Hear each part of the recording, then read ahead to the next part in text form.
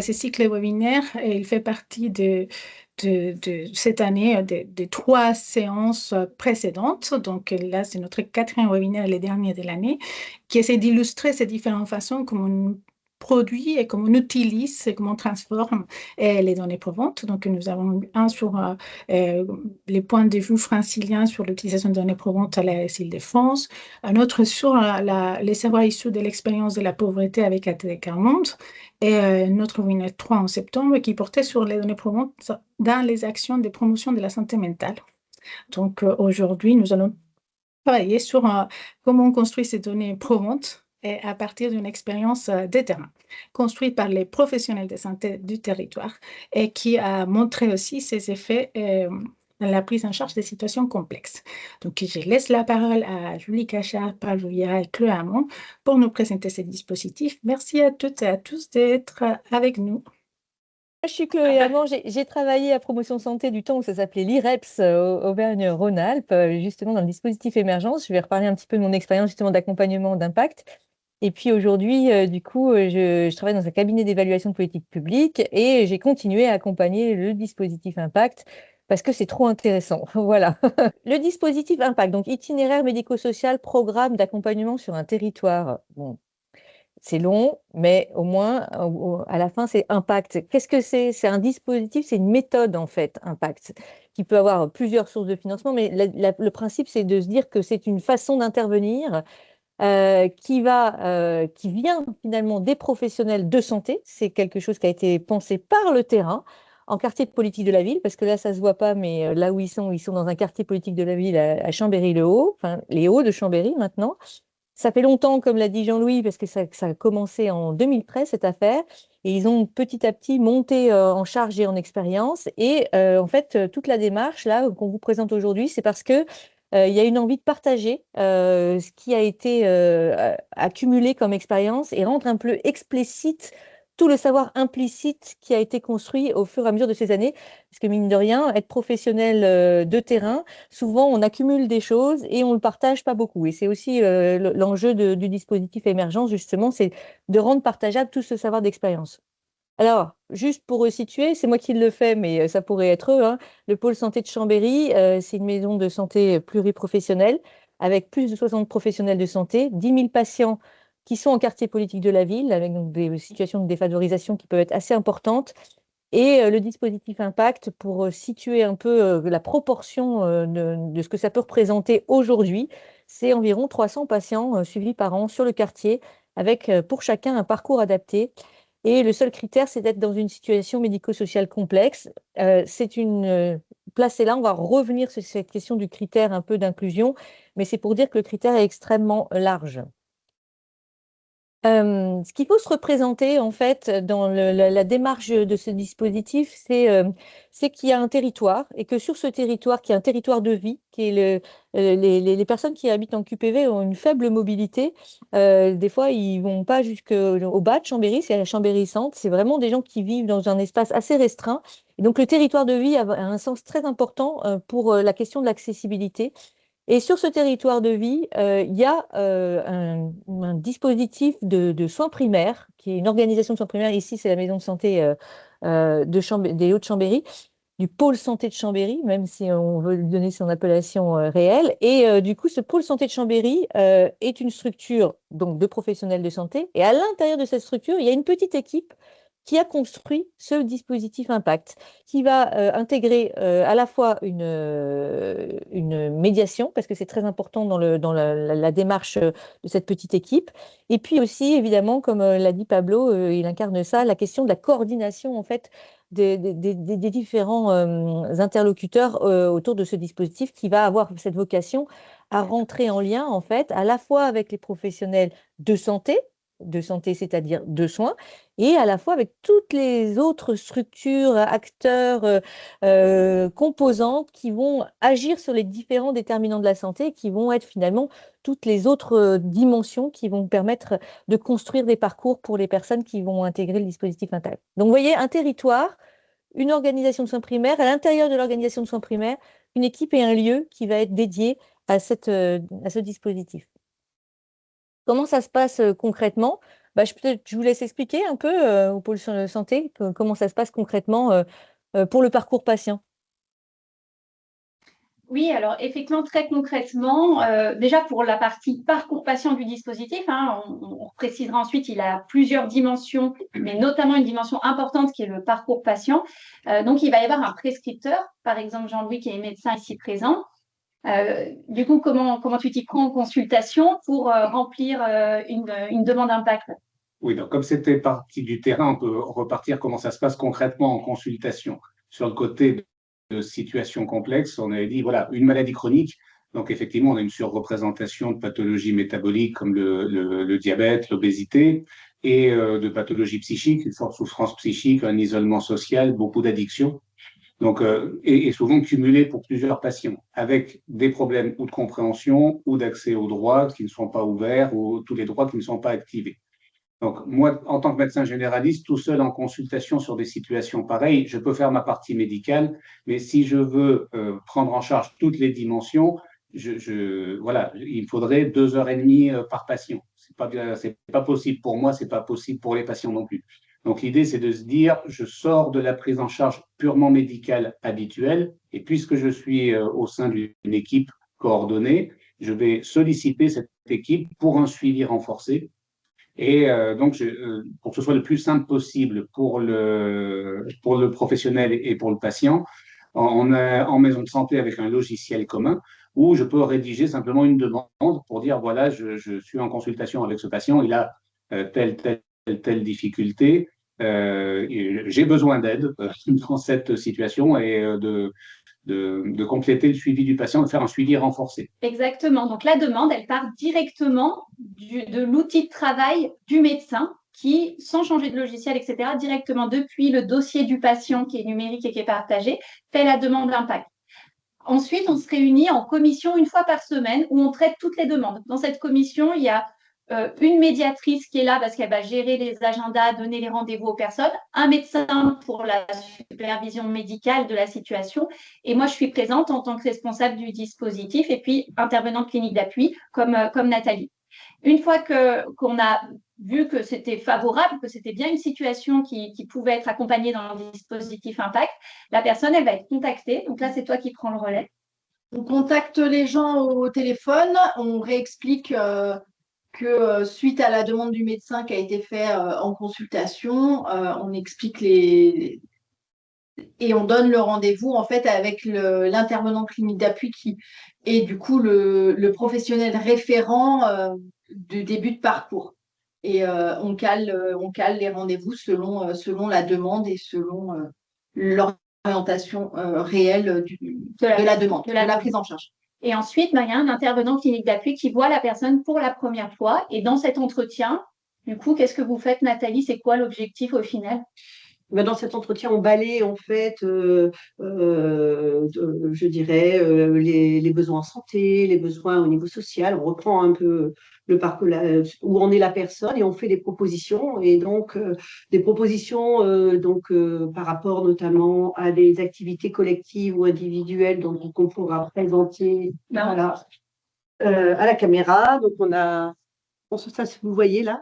Voilà, c'est bien. Donc voilà, donc on a en fait des propositions donc qui sont soit collectives, soit individuelles, avec les différents professionnels de santé qui travaillent au pôle. Et à partir de là, on construit avec le patient ou la patiente un parcours et on commence bien entendu par des priorités que nous choisissons ensemble. Et en tant qu'intervenant clinique d'appui, c'est moi qui vais suivre la situation et régulièrement, je vais revoir où en est le patient et voir si effectivement il y a un suivi et puis faire une évaluation de la situation pour voir après si on doit réorienter et ainsi pouvoir répondre et avancer. Bien entendu, on fait toujours le lien avec notamment le médecin. Le reste de l'équipe. Voilà, et le reste de l'équipe. Pour terminer, tout ça, c'est environ en 6 mois de parcours et ça se fait par et pour l'équipe avec les patients, c'est-à-dire tout est au sein de la maison de santé et autour de la maison de santé. C'est internalisé et non externalisé. Voilà, tout ce parcours-là se fait à l'intérieur de la maison de santé, alors qui est multisite chez nous, mais qui est rassemblé sous un seul et même lieu. C'est vraiment une équipe un lieu au sein d'un territoire. Alors, on Et va donc, on revenir voit là-dessus. ouais, il y a tous les soins de support qui sont proposés parce que voilà, c'est sur les pathologies métaboliques ou le diabète, voilà, on a la diététique, on a de l'activité physique adaptée, plusieurs psychologues, des bilans neuropsychologiques. En fait, au fur et à mesure que l'équipe, c'est aussi pour ça l'image mobile de l'organisme vivant, où en fait l'équipe s'enrichit régulièrement de différentes propositions. Et quand moi je revois les patients en consultation, 3, 4 ou 6 mois plus tard, je sais qu'ils ont déjà bénéficié de temps individuel, de temps collectif et de séances d'éducation thérapeutique. C'est clair que dans une situation complexe, ce qui peut être fait en plusieurs mois par une équipe avec des éléments qui sont notés dans le dossier du patient fait beaucoup avancer ces situations. En gros, le schéma qui a été construit depuis 2013 et qui s'est perfectionné et qu'on a évalué après avec Claude. Voilà, donc la suite de cette histoire, c'est qu'effectivement, qu'est-ce que ça apporte aux patients? Ben, une prise en charge de proximité, vraiment au sein du quartier, c'est-à-dire que ça fait partie ça correspond à leurs habitudes de mobilité et de vie, avec un accompagnement personnalisé, avec un interlocuteur, un référent, comme ça vous a été expliqué. Il y a une circulation d'informations avec le système d'information partagé. La question d'accès aux droits qui va être aussi résolue, notamment via la médiatrice santé. L'accès à des soins non conventionnés, vous voyez, en fait, tout le travail aussi du dispositif Impact, c'est de construire des collaborations avec des intervenants, de financer ces interventions-là pour pouvoir donner un accès gratuit aux personnes qui normalement n'auraient pas accès à ce type de soins-là. En essayant d'être aussi sur un plan assez large et à la fois sur l'individuel et aussi sur du collectif, parce qu'un des enjeux aussi, c'est de développer le lien social. Il y a beaucoup de personnes qui souffrent d'isolement ou de difficultés à rentrer en lien. Et c'est vrai que la question de comment ça s'est aussi habité à l'intérieur du dispositif Impact, c'est très important. Et puis, ça suppose évidemment pour la personne que ça va lui permettre finalement une articulation avec les différents acteurs de la santé, pas seulement du côté seulement du soin, mais aussi des bailleurs sociaux, du centre social, de l'école, la collectivité locale, etc., pour essayer d'avoir une prise en charge globale. Et finalement, bah, ce dispositif Impact, c'est une façon de faire de la promotion de la santé tertiaire, pourrais-je dire, avec des personnes qui ont une pathologie, mais qui ont besoin de cette approche globale. Et c'est aussi quelque chose d'intéressant pour les soignants. On ne va pas leur laisser la parole là, parce que sinon on ne va pas tenir les délais, mais au niveau du cadre de travail, ça rend quelque chose de très soutenant et ça donne du sens au travail. Donc, du coup, c'est un dispositif qu'on a pu évaluer grâce à l'accompagnement justement d'émergence donc de promotion santé. Et ce qu'on a pu démontrer, c'est que notamment, il y avait des améliorations au niveau donc, des habitudes de vie des personnes, c'est-à-dire qu'elles amélioraient leur façon de manger, elles amélioraient également leur recours à de l'activité physique, elles avaient également une meilleure compréhension et de leurs problèmes de santé. Donc là, on touche à l'amélioration de l'ordre de la littératie en santé. Et également, une amélioration, ça c'est important, de leur santé perçue, c'est-à-dire qu'on a pu, avec des méthodes qui nous ont été proposées par Émergence, donc reconstruire un questionnaire ensemble qu'on a pu diffuser auprès de 90 patients, et donc de pouvoir comme ça démontrer que toutes ces améliorations et notamment l'amélioration sur la santé perçue. Les améliorations sur les critères plutôt biologiques, à savoir amélioration du taux de glycémie ou amélioration du taux de cholestérol, par exemple, ça, c'est en menant une étude à partir rétrospective, à partir de l'analyse des données biomédicales qu'il y a dans les dossiers en fait, des personnes. Donc, en fait, ce dispositif, il est intéressant dans le sens où tout le monde s'y retrouve, c'est-à-dire que les patients vont avoir une meilleure santé perçue et être beaucoup plus à l'aise, beaucoup plus agiles dans le système de santé. Les professionnels de santé trouvent que la qualité de leur travail est améliorée et ont une meilleure qualité de vie au travail, c'est ce qu'ils déclarent. Et pour les pouvoirs publics, les financeurs, etc., c'est également un dispositif qui est peu coûteux à mettre en œuvre, puisque c'est une méthode. On reviendra bien sûr sur les financements, qui est une question importante, et on expliquera comment est-ce qu'on peut trouver des sources de financement pour ce dispositif. Mais ça permet également donc un retour sur investissement en quelque sorte, puisqu'en améliorant la qualité, en améliorant le recours aux soins, etc., on fait d'autre part des économies sur des soins évités d'autre part. Donc, c'est vraiment intéressant pour que tout le monde s'y retrouve.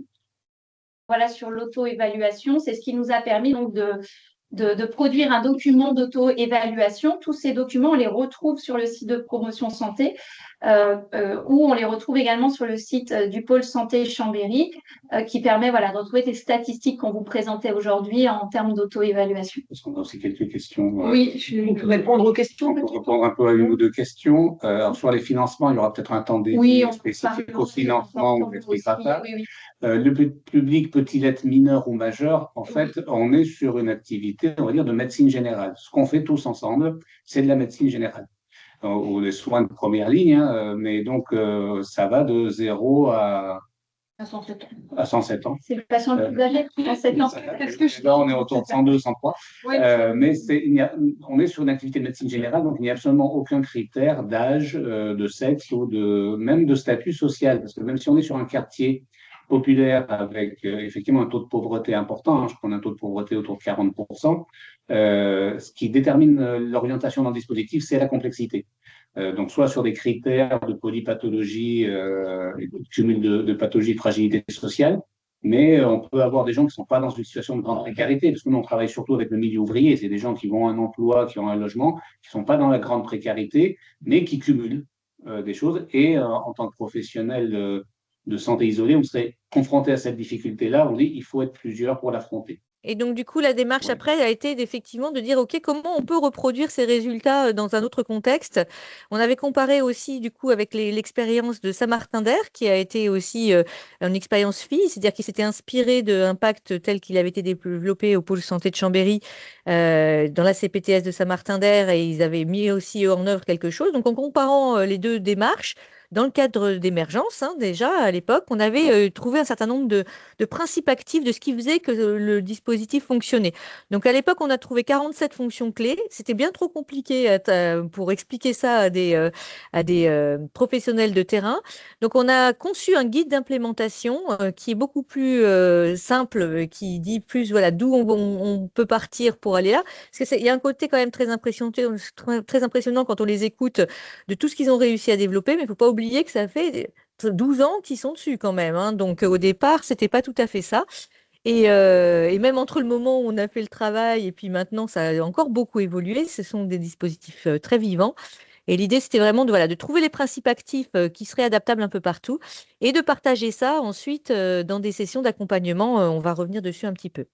Qu'est-ce que ça veut dire reproduire ces résultats? En fait, les trois grands principes qu'on a identifiés pour y aller, ce qu'il faut déjà à la base, c'est une équipe avec des valeurs de santé participative, un territoire de proximité et un réseau partenarial. Voilà, il faut pouvoir dès le départ s'engager là-dessus et un lieu dédié qui soit très identifiable. Alors, je vais vous laisser un petit peu expliciter ce qu'on entend par. Alors, il ne nous reste pas beaucoup de temps, donc il va falloir être un petit peu concis. Mais sur cette approche globale de la santé d'une équipe qui soit justement dans une posture non paternaliste, qui soit centrée sur le patient, qui va travailler en coordination avec un médiateur santé, qui va être dans un partage d'informations, c'est pas rien hein, au sein de l'équipe d'accepter d'être dans ce partage d'informations. Et puis, d'être dans une démarche aussi vraiment construite du côté de l'accueil des nouveaux entrants dans cette équipe qui peut faire partie qui peuvent faire partie justement de l'équipe de santé, mais aussi tous les intervenants extérieurs qui finalement vont être aussi associés à l'équipe Impact. Est-ce que vous pouvez expliquer un petit peu du coup le travail? La médiatrice est partie, c'est pas le moment. Alors sur le partage, ah si, elle est là. Est-ce que tu peux expliquer un peu en quoi consiste ton travail, Priscilla, ou en quelques mots? Oui, alors mon travail, j'ai plusieurs axes, notamment faire le lien entre les professionnels de santé et autres professionnels de notre réseau et les patients en fait, parce que certains patients ont des complications pour prendre des rendez-vous, par exemple, ça peut être une barrière de la langue, une barrière de la compréhension. Ils peuvent aussi avoir une peur ou une angoisse d'aller voir tel ou tel médecin, tel spécialiste, ou ne serait-ce que faire des démarches administratives. J'aide aussi au niveau accès aux droits en santé. Je ne fais pas tout ce qui est retraite, CAF ou autre. Il y a déjà du boulot sur la santé, donc tout ce qui est en rapport avec la MDPH, en rapport avec la sécurité sociale, les mutuelles, et autres. Toutes les démarches en fait administratives, numériques ou papier, qui peuvent être faites.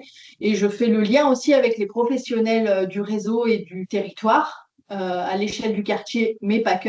Et notamment, j'ai vu une question passer. On n'a pas d'assistante sociale au sein de notre équipe, mais moi, je fais le lien avec les assistantes sociales de secteur quand ce sont des habitants du quartier et potentiellement avec les autres centres sociaux départementaux de Chambéry et autres selon le secteur d'habitation des patients, en fait.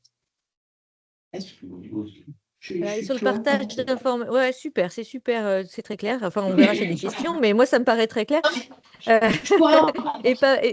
Comme moi, j'ai le micro ouvert, j'en profite. Et Pablo, tu peux expliquer un peu le partage de l'information aussi avec le logiciel que vous utilisez?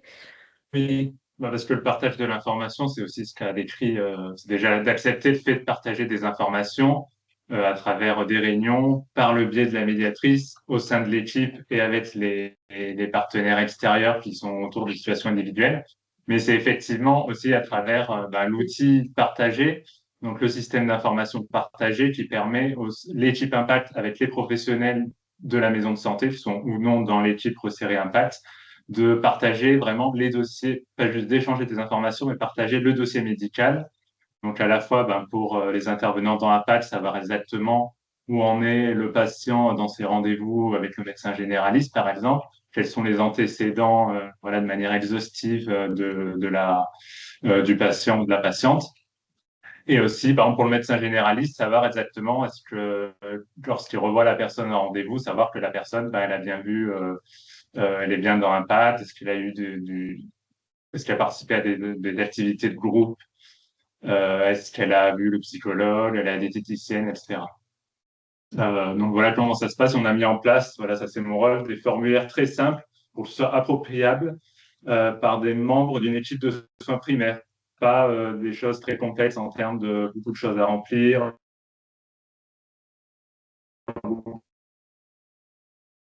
beaucoup d'éléments, une coordination efficace et en même temps que ce soit pas chronophage pour les professionnels.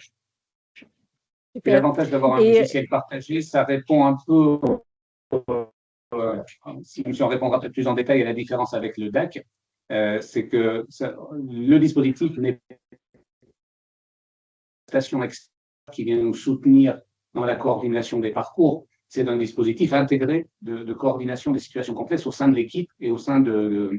Donc, le critère, c'est une question qui est le critère d'admission. Le seul critère administratif qu'on a, c'est d'être patient de la maison de santé.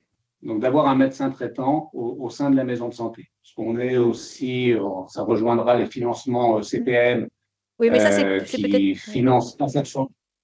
Non, mais c'est le critère d'inclusion, c'est d'avoir un médecin traitant. On n'a pas d'orientation par les PTS, les DAC ou autres dispositifs de coordination qui sont extérieurs, souvent départementaux ou à l'échelle d'une agglomération. Nous, on travaille à l'échelle de la patientèle élargie au niveau du quartier. Oui. Donc, c'est là où on a un logiciel partagé qu'on peut avoir dans le cadre d'une maison de santé. Notre logiciel, c'est VEDA. Voilà, je réponds au fur et à mesure. Merci. Et voilà, et ça participe à la prise en charge. On est sur un dispositif de soins avec une patientèle, avec un médecin traitant, des informations partagées sur un même logiciel qui arrive à une démarche de promotion de la santé, prévention, promotion de la santé. C'est cet élargissement-là qui fait qu'une maison de santé de soignants vient présenter un webinaire sur la promotion de la santé avec. Alors, on ne dit plus l'IREPS, mais voilà, c'est l'autre. Voilà, mais c'est vrai que après sur les critères d'entrée, là vous en avez certains aussi qui sont aussi liés au mode de financement, mais le principe n'est pas forcément lié. En tout cas, il faut avoir un médecin traitant qui soit associé, ça c'est sûr. Il y a la question du territoire, la question du territoire qui est à la fois sur le périmètre de vie des personnes, la question de la proximité immédiate, mais aussi parce que ça va permettre d'aller mailler plusieurs déterminants de la santé avec une approche globale et pas seulement avec le champ médico-social. Et ça permet aussi un soutien mutuel entre professionnels. Mais ça suppose quand même de faire du maillage partenarial. Comment vous faites du coup? Vous pouvez donner un petit exemple de comment vous faites pour faire aussi se rencontrer les partenaires? Oui, En fait, oui, parce que le lien avec les partenaires, on l'a dit, ça peut être pour travailler autour des situations complexes, sur la situation individuelle de la personne et travailler la question du logement, des droits sociaux, tout ça. Mais c'est aussi toucher aux différents déterminants à un niveau global sur un territoire. Donc, par exemple, on travaille beaucoup avec les centres socioculturels. Donc là, ça va pas être tellement de parler des situations individuelles, hein, parce que c'est pas leur rôle, mais par contre, ça permet de travailler sur la question du lien social. Donc, par exemple, quand les patients sont accompagnés dans le dispositif, sont patients de la maison de santé, ils peuvent être dans des activités de groupe dans le cadre de leur parcours de soins, mais on va aussi se poser la question de comment on maintient ce lien social. Et là, connaître de manière précise quelles sont les offres des acteurs de proximité, des centres socioculturels en termes d'activités de groupe, et via la médiatrice, par exemple, faire le lien direct avec ces activités-là pour accompagner les patients, ça va leur permettre de maintenir en fait ce lien social. Donc ça peut être un exemple. Et du coup, dans le partenariat avec les centres socioculturels, ça va aussi permettre de travailler sur des actions de prévention plus classiques, par exemple l'alimentation, la question du tabac, des addictions, en faisant des actions de prévention au commun sur le quartier, des stands, une intervention au centre social. Et donc, c'est ça vraiment le dispositif au-delà de l'accompagnement des patients, c'est aussi comment les professionnels de santé ils s'investissent dans ce travail de prévention auprès des partenaires du territoire, auprès des habitants du quartier. Voilà, ça sort, il y a à la fois il y a un lieu dédié, mais ça sort des murs. Et d'ailleurs, à propos de lieux dédiés, ce qu'on a repéré, c'est quand même le fait qu'il soit très identifiable et visible avec, enfin, vous allez un peu expliquer comment ça se présente, mais il y a cette question de l'accessibilité, ça va vraiment améliorer l'orientation par les professionnels. Et puis, ça permet aussi, en se référant à un lieu qui est clairement identifié, une culture commune, des équipes et des bénéficiaires. Et ça favorise également, évidemment, la participation des patients, parce que c'est un des gros enjeux, cette question de la participation. Et c'est beaucoup aussi, du coup, animé par une forme de convivialité à l'intérieur de la structure. Vous pouvez décrire un peu comment ça se passe quand quelqu'un arrive chez vous, comment il est accueilli et ce qu'on lui propose aussi, quelle est sa marge de manœuvre? Le café? Alors oui, c'est une blague du docteur Correa, mais le café et le thé ont une importance très, très forte au sein de l'espace ressources santé. Donc concrètement, comment ça se passe quand ils arrivent? En première ligne, ils voient Khadija ou moi. Donc nous, on les accueille toujours avec le sourire. Que ce soit des patients ou pas, on demande la raison pour laquelle ils on oriente si jamais c'est juste des personnes qui cherchent leur chemin dans le quartier, ce qui arrive quand même régulièrement. Et si c'est des patients qui ont rendez-vous, on leur demande tranquillement de patienter et attendre lors du rendez-vous. Voilà. Et puis si c'est des patients qui veulent décaler des rendez-vous ou autres, ou qui viennent pour d'autres choses, soit on redonne des rendez-vous, soit on oriente, soit on décale. Il y a une grande flexibilité en fait dans les horaires, le fait d'annuler plusieurs rendez-vous et si les personnes, voilà, c'est des personnes qui rencontrent des difficultés. Hein. C'est-à-dire le seul critère d'inclusion, c'est on se retrouve face à une personne qui est en difficulté vis-à-vis de sa santé. Et on se dit qu'avec toute une équipe et une organisation, on arrivera mieux à aider cette personne que si on est tout seul dans son cabinet. Et donc voilà, c'est aussi toute l'organisation qui permet une agilité, une flexibilité, une ouverture dans l'accueil qui fait que les personnes prennent confiance et ça améliore in fine leur recours aux soins, en fait, leur confiance avec les soignants. On les rassure aussi énormément et on les motive aussi énormément parce qu'on a beaucoup de gens qui disent oui en consultation au médecin. Et puis, dès qu'on les rappelle ou dès qu'on leur donne des rendez-vous que ça devient concret, d'un coup, ça peut faire peur, ça peut angoisser. Donc, en tant qu'agent d'accueil ou de médiatrice, on a aussi un rôle de rassurer les personnes et les motiver au mieux pour qu'ils puissent gérer et voir les choses différemment.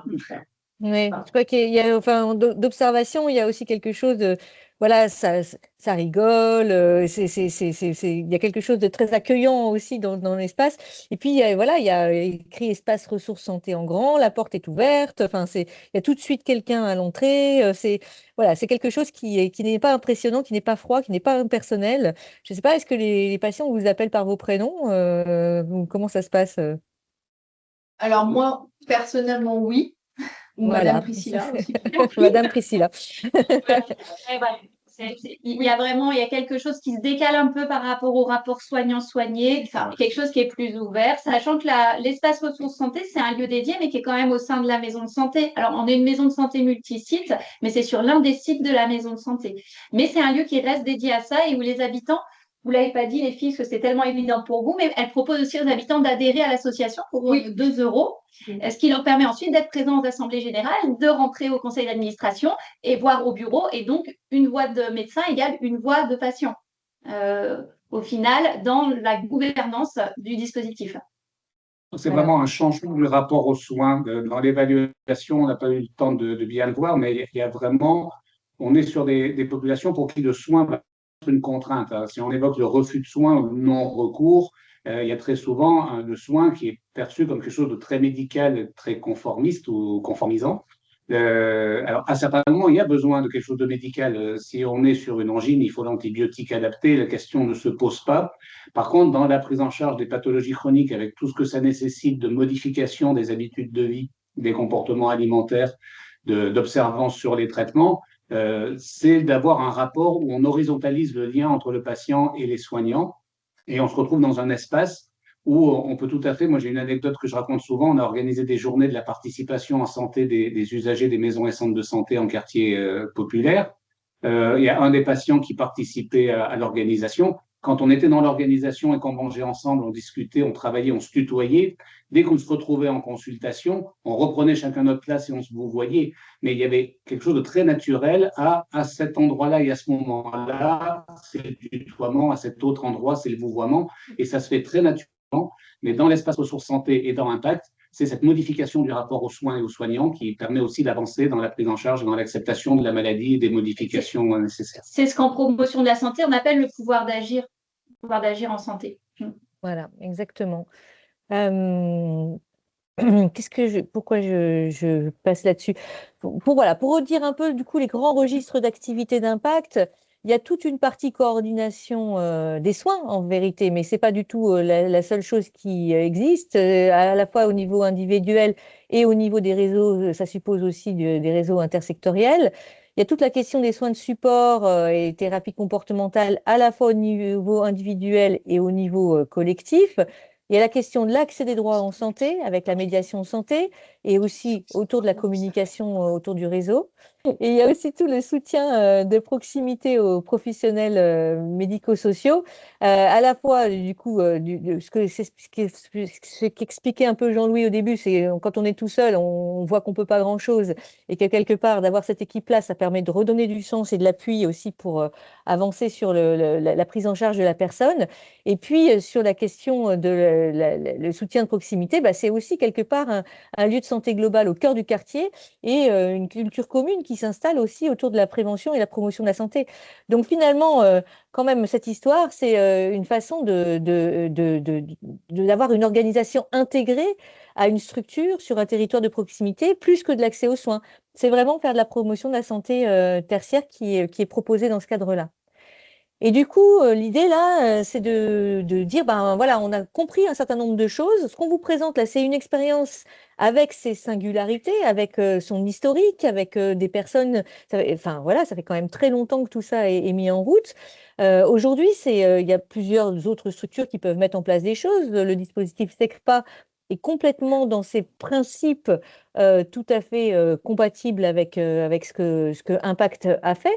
Mais Impact, c'est une démarche qui peut venir s'intégrer, qui peut être financée par différentes modalités et qui finalement est une démarche qui permet d'intégrer de la promotion de la santé à l'activité de soins primaires. Voilà, ce qu'on propose en fait pour la suite, c'est de justement prendre du temps pour expliquer un peu comment ça peut se passer, vous donner l'occasion en équipe, si vous êtes une équipe, de travailler ce projet-là de façon collective. Et du coup, la proposition, là, on a fait ça sous un format expérimental. On a conçu une formation, donc à la fois moi du côté plus théorique et eux plutôt du côté terrain, avec 2 jours d'ateliers collectifs en présentiel. On a expérimenté auprès de 2 équipes en 2025. C'était vraiment très intéressant. Et là, l'idée, c'est vraiment voilà, d'accompagner sur 2 jours, de prendre un petit peu de temps derrière s'il y a besoin de reboucler à distance pour voir où est-ce que vous en êtes. Là, c'est l'ARS qui accepte de financer ça via Émergence. C'est vraiment une opportunité, si vous êtes prêt à y aller, de profiter de ce partage d'expérience pour essayer de voir comment vous pouvez développer ça chez vous. L'idée étant d'y aller pas tout seul, mais avec au moins 3 personnes dans votre structure, parce qu'on voit bien que c'est quand même une démarche d'équipe, en fait, cette affaire-là, et qu'il faut pouvoir s'engager et que tout seul, souvent, ça suffit pas.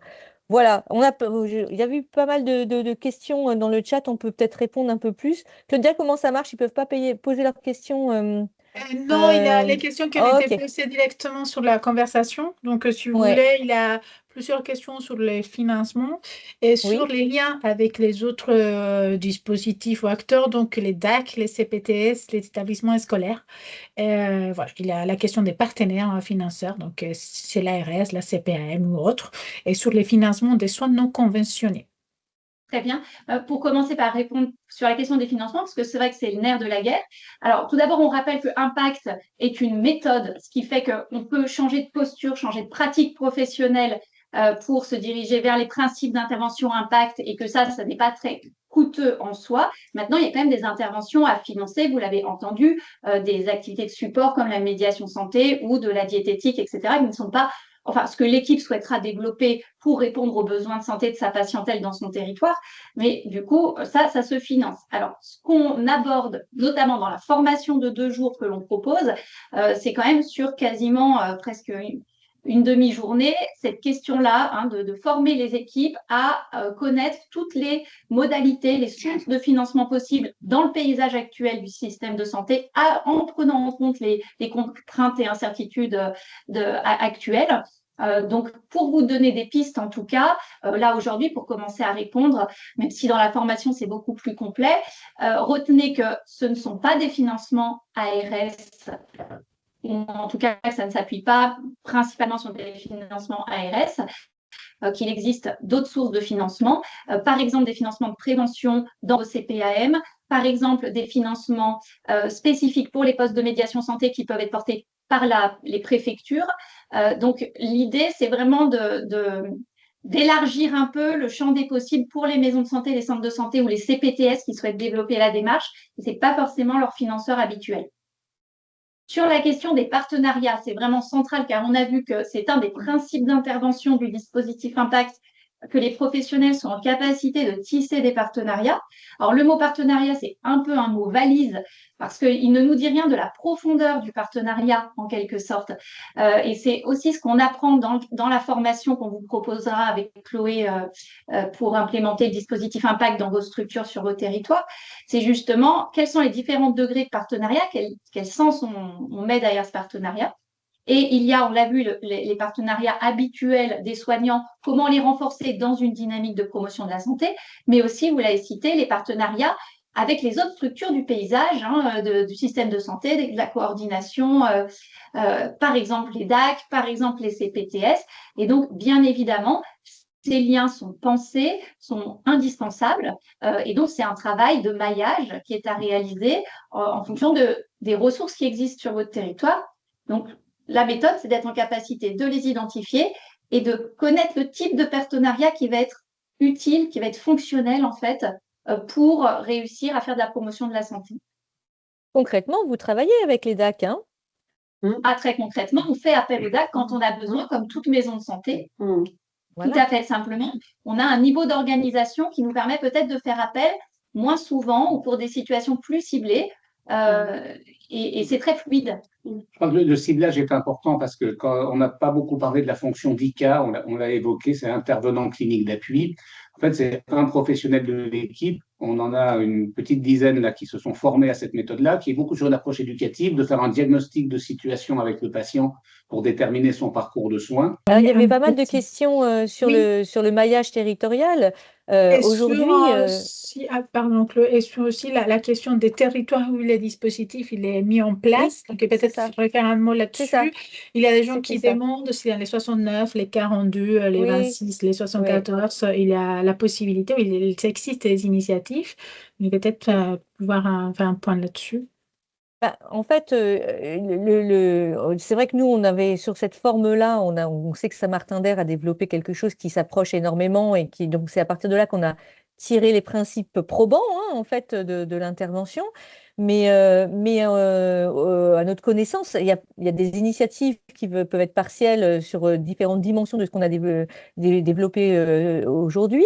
Mais il n'y a pas alors, il y a une expérience du coup dans le 26, il y a la MSP de Valence Europe qui a fait partie de l'expérimentation, et puis une autre à Roanne. Donc les deux expériences, voilà. Mais à notre connaissance, pour l'instant, il n'y a pas d'autres structures qui ont développé formellement le dispositif Impact, mais on est totalement partageurs sur la question. N'hésitez pas, au contraire, ça semble. C'est vraiment l'évaluation, elle montre des effets ultra positifs pour les personnes. L'enjeu, il est aussi pour nous derrière de faire une évaluation plus côté médico-social pour avoir quelque chose d'un peu plus robuste au niveau des effets produits sur l'état de santé des personnes. Mais on sait aussi que d'un point de vue économique aussi, ça fait faire des économies à la sécurité sociale. Enfin bref, il y a quand même beaucoup de vertus au dispositif. Et puis, ça s'incarne totalement du côté des principes de la promotion de la santé qu'on essaye aussi de développer, pas seulement au niveau de la prévention primaire, mais aussi justement sur ces enjeux de prévention tertiaire. Voilà, donc il n'y a pas de territoire là sur la liste des départements, on n'a pas d'autres exemples à vous proposer, si ce n'est que voilà, dans le cadre de l'année prochaine, là, les 2 et 3 février, nous avons une session qui est prévue grâce à Promotion Santé et Émergence. Voilà, on vous propose les 2-3 février de participer à une session de 2 jours pour développer ce dispositif dans vos équipes. Il y a une question aussi sur les pilotages des dispositifs. Peut-être, Julie, si tu peux avoir un petit mot là-dessus. Et si sur les publics concernés, je ne sais pas si on a réussi déjà à répondre, mais est-ce qu'il y a des publics mineurs aussi dans la prise en charge? Et les délais, je pense qu'au-delà des 6 mois, qu'est-ce qui se passe? Est-ce qu'il y a une possibilité de redémarrer ou de rallonger les temps de prise en charge? La récurrence aussi, sur la question de la prise en charge, il y avait ces 3 questions. Au-delà des 6 mois, qu'est-ce qui se passe? La récurrence, s'il y a des mineurs aussi.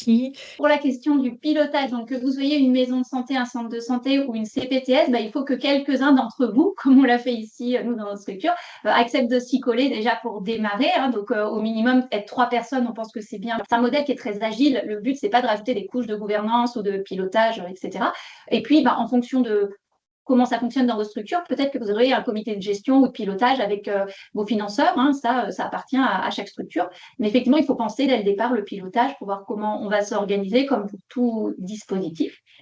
Il y avait une question sur j'ai vu passer une infirmière azalée, je ne sais plus comment c'était formulé, mais en tout cas, toutes les ressources du territoire, comme par exemple justement les infirmières de santé publique que sont les infirmières azalées, trouvent toute leur place dans ces démarches pour faire de la promotion de la santé, sont souvent moteurs d'ailleurs sur les territoires à ce niveau-là. Donc, chaque structure peut faire avec les compétences qu'elle identifie et les personnes qui sont motivées. Ensuite, il y avait une question, c'était les mineurs, à propos des mineurs. Les mineurs et les 6 mois. Alors, les règles à Chambéry, après elles sont adaptables, mais c'est effectivement pour tout public. Et puis pour les 6 mois, donc c'est à l'usage qu'on a décidé pour que il y ait une cohérence éducative avec la personne, qu'elle sache que voilà, qu'il y a un début, il y a une fin d'entrée dans un parcours. On a choisi un parcours de 6 mois qui est renouvelable. Alors, il est renouvelable sur des critères qui sont un peu comme les critères d'inclusion, c'est-à-dire qu'on renouvelle la saisine à la demande de la personne, soit parce qu'elle elle est prête à aller plus loin, voilà, et que 6 mois ne suffisaient pas, soit parce qu'elle est un peu passée à côté des 6 premiers mois, mais finalement, il y a un renouveau, elle souhaite se réengager dans quelque chose. soit aussi la survenue d'une nouvelle pathologie ou d'un nouvel épisode, d'une nouvelle aggravation. Voilà, c'est des motifs de bon sens en fait qui font qu'on prolonge, puisque quelque part c'est un dispositif intégré. Les règles, c'est vous qui les écrivez, vous les professionnels de santé, co-écrivez avec les patients si vous êtes dans une gouvernance partagée du dispositif. Oui, on reste au départ sur des soins de première ligne, donc c'est des patients qu'on suit depuis des années et des années et pour encore des années. Donc le dispositif, c'est vraiment un temps où, face à une difficulté, on va mettre le paquet, hein, un suivi renforcé. Donc ça va être 6 mois, un an. On peut espérer que la situation a évolué favorablement sur ce délai-là. Et puis effectivement, le dispositif existe depuis maintenant plus de 12 ans. Donc on a des patients qui ont eu une difficulté à un moment, qui ont intégré le dispositif, qui sont revenus dans ce qui est un suivi normal de leur suivi médical au sein d'une maison de santé. Et puis, sur un épisode de vie plus compliqué ou survenu d'une nouvelle pathologie, il nécessite de repasser par un suivi renforcé. Donc, c'est quelque chose qui est un peu en parallèle, mais dans un suivi au long cours de soins primaires. Et en fait, une question dessus. oui, juste pour compléter, c'est quand même, pour vous avoir suivi, vous faites aussi des séminaires impact de façon annuelle, où vous discutez un peu de qu'est-ce qui a posé problème au niveau des types d'accueil de telle personne, est-ce qu'on garde ce critère-là, est-ce qu'on va jusqu'à la pathologie mentale ou pas, à quelles conditions, voilà, il y a quand même beaucoup de choses qui se discutent, et les règles, en fait, elles évoluent collectivement aussi, avec justement cet enjeu de culture commune à l'intérieur de l'équipe, et ça, c'est vraiment un principe fondamental. Donc voilà, ce qu'on essaie de vous partager pour reboucler, pour redécoller peut-être un peu aussi de l'expérience du pôle santé de Chambéry et par rapport aux enjeux d'émergence et de promotion santé, c'est autour de la question de comment est-ce qu'on produit par le terrain des informations qui sont intéressantes à partager parce que ça va pourrait nourrir dans l'expérience d'autres acteurs de terrain et en même temps d'avoir des principes qui permettent d'organiser les choses et qu'on ne soit pas juste dans chacun réinvente l'eau tiède de son côté, quoi, voilà, et que ça corresponde à des principes qui ont déjà été éprouvés en promotion de la santé et qui ont déjà fait leurs preuves par ailleurs. Donc, on maille vraiment des données de la recherche et des données du terrain. Et l'idée, c'est que par contre, de proposer dans cet enjeu de transférabilité des principes d'intervention assez souples pour que, comme le disait Julie tout de suite, on puisse adapter à chacune des équipes, au contexte, aux moyens. Et on peut commencer tout petit avec vraiment 3 francs 6 sous et la bonne volonté et une envie de faire de la promotion de la santé et de partager les choses.